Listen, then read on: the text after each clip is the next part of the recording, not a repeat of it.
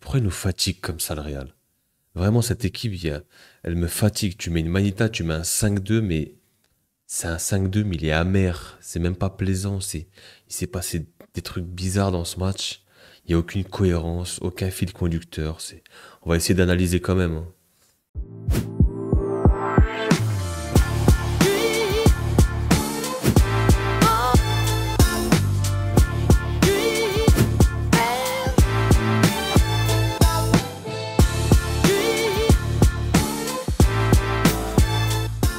C'était compliqué, hein. C'était poussif, hein. Il est tard. On va essayer de débriefer ce match qui n'avait aucune cohérence, aucun sens, aucun fil conducteur. C'est parti dans tous les sens. Et on va quand même essayer de revenir un peu sur ce match et de débriefer, mais n'importe quoi. Ouais, qualification du Real en quart de finale de Copa, dans la douleur, dans la douleur. Et ouais, contre le Celta Vigo, victoire 5 buts à 2. Le score, attention, ne reflète pas du tout le match. On va essayer de revenir en détail sur ce qui s'est passé. Il s'est passé plein de choses. Souvent avec le Real, de toute façon, c'est des matchs qui n'ont aucun sens. Ça part dans tous les sens. Et il y a du bon, il y a du moins bon. Il y a beaucoup de moins bons. On va essayer de relever ce qui s'est passé. On va commencer par la compo, hein. La compo, donc il y a eu du changement. Donc du coup, Lounine dans les buts, Courtois au repos, Fran Garcia qui retrouve son côté gauche, Rudiger, Asensio dans l'axe, titularisation d'Asensio, Vasquez à droite, on retrouve Tchouaméni au milieu de terrain, accompagné de Ceballos et Modric, et devant Vinicius, Mbappé et Brahim Diaz pour les accompagner. Donc il y a quelques changements, on a un Bellingham au repos, Valverde au repos qu'ils ont pas mal joué. On retrouve Asensio, on le voulait, il a joué en tant que titulaire. Tchouaméni du coup qui rebascule au milieu de terrain, qui retrouve son poste de milieu de terrain. Et pour le reste, voilà, c'est du classique. Diaz qui prend la place de Rodrigo. Il y a eu quelques turnovers, quelques changements. On va essayer de faire assez court, assez rapide. On va voir ce qui s'est passé dans les faits. Première mi-temps très poussive. Il s'est pas passé grand-chose. Les 10-15 premières minutes, le Celta s'est installé même dans notre camp. S'est procuré quelques situations. On a à peu près à la demi-heure de jeu, il y a le Real qui euh, a eu un temps fort, a poussé, a poussé, a poussé. Pas de but dans ce temps fort. Par contre, à la 37e minute, voilà, il y a ce fait de jeu. Il y a un fait de jeu, il y a une faute. Il y a une faute sur l'attaquant du Celta. Il y a un penalty. Clairement, Lounine, il y a un contact. Les gars, ça sert à rien de parler, discuter, polémique, pas polémique, le Real Madrid ou pas. Les gars, il y a penalty, il y a faute, il y a contact. Je sais pas pourquoi la VAR n'est pas revenue dessus. Je comprends pas. Voilà. Honnêtement, la VAR doit revenir et il y a penalty tous les jours. Bref, c'est pas sifflé. Mbappé sur cette action part en contre. Bizarrement, il se retrouve seul, personne l'attaque. Voilà, il accélère, il fait son passement de job. Frappe angle fermé. Voilà, il arrive à marquer. Une première mi-temps, honnêtement, les gars, où ça ronronnait. Il s'est pas passé grand-chose. Beaucoup de déchets techniques, beaucoup de passes ratées, de contrôles manqués.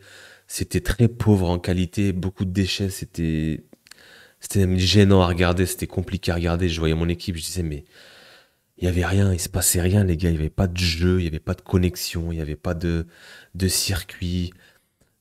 On balançait des ballons, il y a des moments où on balançait, on faisait que de balancer. À un moment donné, moi, je me suis dit, mais qu'est-ce qui se passe? Mais cette équipe ne joue pas au foot, là. Le Celta avait des meilleures sorties de balles, avait des meilleures passes, avait des meilleures combinaisons, et le Real n'arrivait pas à se trouver. Moi, je me demande en fait à l'entraînement, est-ce que ça travaille, tout simplement? Est-ce qu'Ancelotti met en place des choses? Est-ce que il y a des taureaux? Est-ce qu'il y a des triangles? Est-ce qu'il y a des oppositions? Est-ce que je sais pas? Mais j'ai pas l'impression que ça travaille.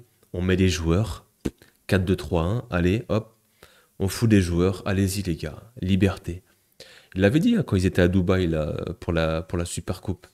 Il avait dit, moi, je me casse pas la tête, on fait 15 minutes de vidéo, et puis les mecs, après, ils sont chill, ils sont tranquilles. Et j'ai pas l'impression que ça travaille beaucoup. Après, je veux pas remettre en cause Ancelotti et ce qu'il fait et sa façon de travailler, mais en tout cas, ce qu'on voit sur le terrain, ce que dégage l'équipe, c'est très pauvre. Il n'y a pas de jeu, il n'y a pas de fond de jeu, il n'y a aucune connexion entre les joueurs, il y a... Non, ouais, c'est compliqué. C'est compliqué. Et moi, ça m'inquiète. Moi, ça m'inquiète. Je suis pas rassuré quand je vois mon équipe jouer comme ça. Et ça fait plusieurs fois, ça fait depuis le début de saison. On est en galère, on est en souffrance. On souffre contre des grosses équipes, contre des petites équipes, contre n'importe qui. C'est compliqué. On n'arrive pas à mettre un jeu en place et on se repose sur quoi? Sur des individualités. On se repose sur qui? Sur Mbappé qui va faire une accélération, qui va marquer angle fermé, tu sais pas comment. On se repose sur un fait d'arbitrage où, eh ben, logiquement, oui, il y avait penalty, mais la VAR ne revient pas, on ne sait pas pourquoi. Et du coup, bah, on va nous remettre encore ça sur le dos. Alors que moi, je suis le premier à dire qu'il y avait penalty, que ce but n'aurait pas dû exister de Kylian. On était sur une première mi-temps très très pauvre. Ça ronronnait, ça ronflait, ça. Et moi aussi, devant le match, je ronflais, quoi. J'étais en train de m'endormir, clairement. Une deuxième mi-temps un peu meilleure. Je dis bien un peu. Il s'est passé des choses. Il y a quand même Mbappé, c'est quand même le point positif. Faut dire la vérité, il retrouve un certain niveau. Il est en jambes, beaucoup de mobilité. Même en première mi-temps, je l'ai trouvé à faire des appels, à être disponible de ouf. Dans l'attitude, il a changé. Je pense qu'il sait que maintenant, il doit porter l'équipe. Pas lui tout seul, mais il sait qu'il a cette responsabilité. Il sait qu'il doit faire plus. Et là, je le retrouve en jambes. Dans la tête, ça doit mieux aller. Voilà. Il a mis ce but en première mi-temps. En deuxième mi-temps, il fait cette super passe pour Brahim Diaz. Brahim Diaz, pareil, un contrôle magnifique qui trouve Vini dans la profondeur. Vini qui arrive à trouver le chemin des filets. Enfin, il avait une longue période de disette. Enfin, il se remet à marquer. C'était très important pour lui parce que ça allait pas trop pour lui avec tout ce qui s'est passé avec le harcèlement en Espagne, le racisme, la haine qu'il avait, les joueurs qu'il provoquait, les arbitres. Encore ce soir, il était encore agaçant, il était encore frustrant. Il avait encore un comportement que j'aime pas, mais il est comme ça, c'est son caractère. Mais au moins, voilà, il a retrouvé le chemin des filets. Il a même fait une passe D après, une jolie passe D d'ailleurs. Je vais souligner cette passe D parce que il a joué collectivement. Mais on va y revenir, on va y revenir. Il s'est pas passé grand-chose. 2-0, presque 3-0. Il y a eu ce but refusé. Encore Mbappé qui était à la baguette, Vinicius qui part. Et cette passe pour Arda, justement, bah, c'est le but que je disais. Donc du coup, ce but qui était annulé. Il avait fait preuve de collectif parce que c'est vrai que moi, je vois pas mal d'individualité, pas mal de...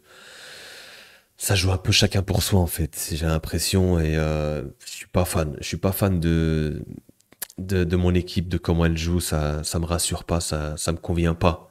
Je suis pas satisfait. Et voilà, c'est vrai que sur ce but annulé, Vinicius a fait preuve de collectivité. Derrière, du coup, t'arrives pas à... Donc 2-0, t'arrives pas à mettre ce troisième but ou t'arrives pas à être solide. Et derrière, t'as Jonathan Bamba qui rentre et qui fout le bordel.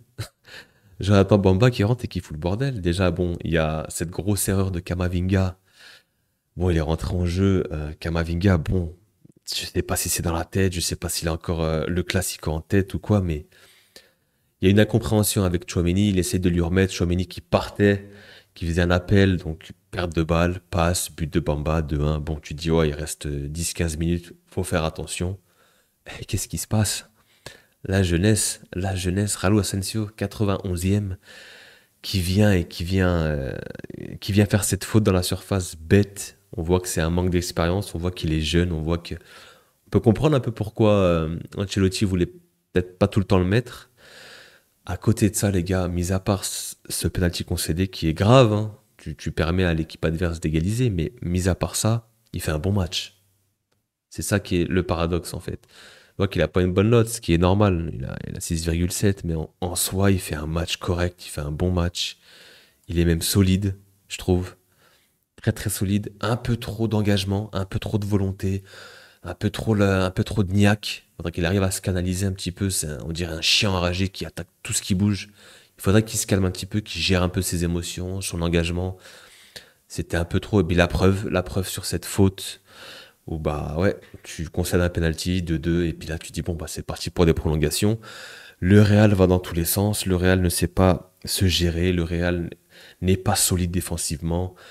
Et même dans le jeu, c'est pas rassurant du tout. Honnêtement, les gars, ça fait flipper. Ça fait flipper quand tu vois le Real Madrid, telle équipe jouer comme ça. Il n'y a pas de fond de jeu, il n'y a rien. Les prolongations, il y a eu pas mal de changements. Donc Hendrick est rentré, Valverde est rentré, Bellingham est rentré. Au final, tout le monde a joué, hein. Rodrigo est rentré.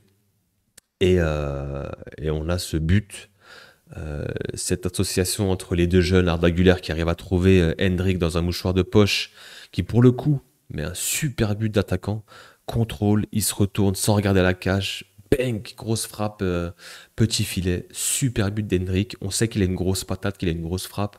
On l'a vu en début de saison, il est rentré quelques fois et il a pu mettre quelques bangers. Et là, pour le coup, c'est un vrai but d'attaquant. Il se retourne, il n'a pas besoin de regarder la cage, il frappe, ça part petit filet. C'est le but du 3-2, c'est un but important, ça lui fait du bien. Il est en manque de temps de jeu, il marquait plus. Je suis content pour lui, je suis content pour Hendrick, même si voilà, il n'y a pas tout qui est parfait encore. Voilà, il lui faut du temps de jeu, mais il rentre, il est décisif. Derrière, il y a Monsieur Benger, ma que golazo, Federico Valverde. Qu'est-ce qu'il nous a fait, mais cette demi-volée, là, il y a un corner, ça revient sur lui. Une demi-volée qui tape, qui fouette un peu bizarrement, mais quand tu regardes le ralenti, le ballon ne bouge pas. Il part droit en pleine lucarne. Il est coutumier du fait. C'est Valverde. Il a l'habitude. Il creuse l'écart. Le break est fait 4-2. Quel banger, encore une fois. Mais ouais, il est toujours là pour nous sauver, lui aussi. Il était sur le banc, il doit se reposer. Mais non, faut qu'il sorte du banc, faut qu'il vienne charbonner. Faut qu'il vienne mettre son banger. Et derrière, voilà, t'as ce but un peu en mode cafouillage où Hendrick met cette talonnade. Il arrive à contrôler dans la surface, il met cette talonnade. Ça fait 5 buts à 2. C'est une manita, mais comme j'ai dit, c'est une manita qui a un goût amer parce que dans le jeu, c'était pas plaisant. Les joueurs ne se sont pas réellement trouvés. Il n'y a pas eu de collectif, il n'y a pas eu de fond de jeu, il y a pas de... Moi, ça me rassure pas ce que je vois en tout cas. Je suis pas satisfait de ce que je vois. Et tu pourras pas continuer, tu pourras pas aller loin comme ça. Vraiment, je sais pas si ça travaille pas, je sais pas si Carlo Ancelotti n'a pas de style de jeu. Moi, pour moi, j'ai l'impression qu'il fout juste les joueurs et ils se démerdent en fait. Et c'est tout. Moi, c'est ce que je vois en fait. Il n'y a pas réellement de tactique. Donc ouais, c'est assez problématique. Ce qu'on va retenir, les gars, c'est simple, c'est la qualif, la victoire et la qualif dans la douleur, en prolongation. Les points positifs, Mbappé. Clairement, Mbappé, les gars, bah, il revient à vrai niveau. Vraiment, les gars, Mbappé, c'est le point positif. Même lors du Classico, il avait mis un super but. Dans le jeu, il avait été pas mal. Là, il confirme. Il a encore été bon. Il a été sur plusieurs buts avant de sortir. Point positif, Mbappé. Asensio, je vais pas le blâmer malgré son manque d'expérience. Ce penalty concédé, ça aurait pu être plus grave, mais moi, je l'aime bien quand même en défense centrale. Il est bon. Faut qu'il gère un petit peu ses excès d'engagement. Chouameni, j'ai pas parlé de lui, mais au milieu de terrain, taille patron. Je pense que Chouameni n'a pas aimé les critiques du Classico. Il s'est remis en question. Et ça, c'est fort, parce que pour n'importe quel être humain, dans la vie de tous les jours, que ce soit dans le sport ou ailleurs, dans la vie de tous les jours, dans le travail, dans ta relation, dans ta relation avec tes amis, ta femme ou autre, ta famille, se remettre en question, c'est le plus dur. Et retravailler. Souvent, on trouve des excuses, souvent, on relativise, on est aveugle par rapport à ce qui se passe. Et là, je pense que Chouameni s'est dit, écoute, là, je suis en train de merder, j'ai fait des prestations très médiocres. Ok, je joue pas mon poste. Je suis au milieu de terrain. Je vais reprendre mon niveau, je vais retrouver mon niveau. Et je l'ai vu courir, je l'ai vu batailler, tacler, récupérer des ballons. Il a été monstrueux. Franchement, les gars, il a été vraiment très très chaud. Ça fait plaisir. Mais c'est vrai que c'est paradoxal parce que je le taille au match du Classico et là je dis qu'il est monstrueux, mais c'est la culture de l'instant un petit peu, qu'est-ce que vous voulez, mais on sait que c'est un bon joueur, on sait qu'il a des qualités, même en défense centrale, il a fait des bons matchs. Mais là, pour le coup, il s'est mis au diapason, il a mouillé le maillot, je pense qu'il a pris conscience, il s'est remis en question, et c'est fort, chapeau à lui. Voilà. Au niveau des individualités, qu'est-ce qu'on a d'autre? Est-ce que j'ai oublié des joueurs? Fran Garcia, bon, il a fait son match, beaucoup d'engagement. Rudiger, moyen. Lunin qui fait une super parade à un moment donné, j'ai beaucoup aimé aussi, décisif pour le coup. Vasquez à droite, c'est urgent. Les gars, le poste de latéral droit, c'est très urgent. Il faut absolument le changer. On sait qu'avec Arnold, c'est quasi fait. J'ai vu ça aujourd'hui. On ne sait pas s'il va venir cet hiver ou cet été.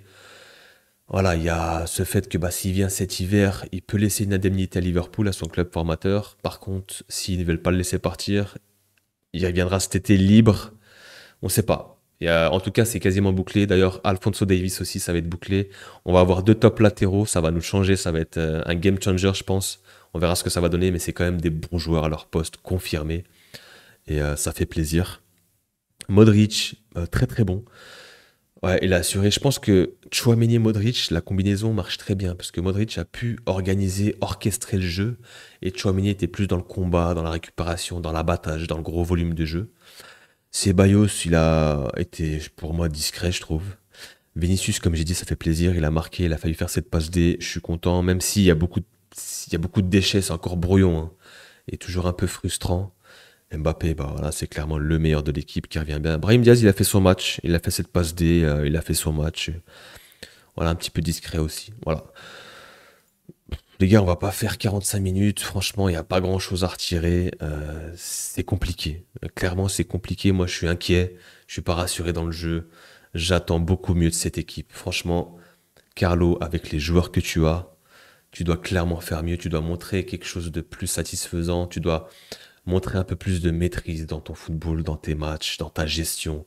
Là, encore une fois, tu mènes 2-0, tu te fais revenir. C'est la panique à bord. C'est Pierre Laborde derrière.